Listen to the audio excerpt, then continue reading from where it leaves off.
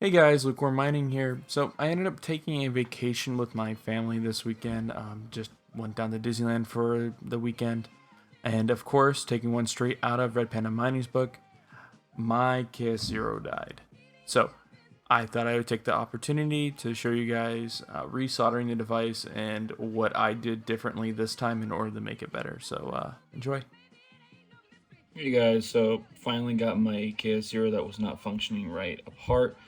I had these really terrible solder joints right here, and Zero Coin pointed it out, and now that I look at it, he's totally right.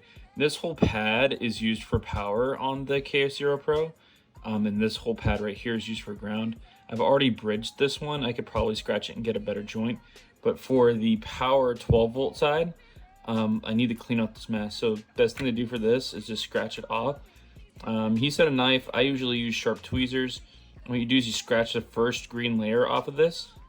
What this is called is the mask, and it reveals the pad below, and you should be able to just solder right onto this pad. Outer green layer, exposing all that copper, and then what you'll do is put solder on this, and yeah, now you have a nice pad to bond onto.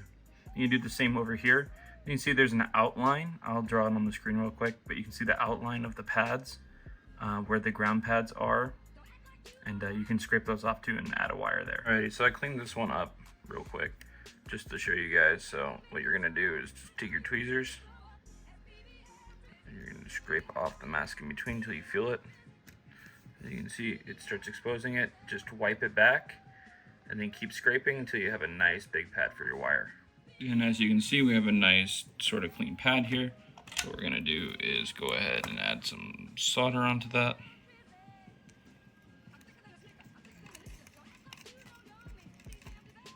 And boom, look at that, we have a nice big ground pad now.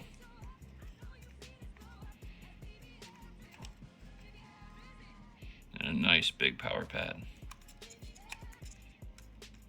And as you can see, because I put those pads on there, I got these nice super solid solder joints on there.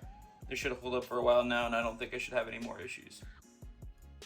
And with that, it looks like it is up and running again. So I will be monitoring it closely though, to see if it shuts down randomly again. I'm going to keep track of the hours that it is up, but if everything's good, then that was the issue. So if you have any comments, concerns, anything like that, or any ideas for a future video, feel free to leave them down below. Anyways, keep mining, keep hodling, guys. Take care.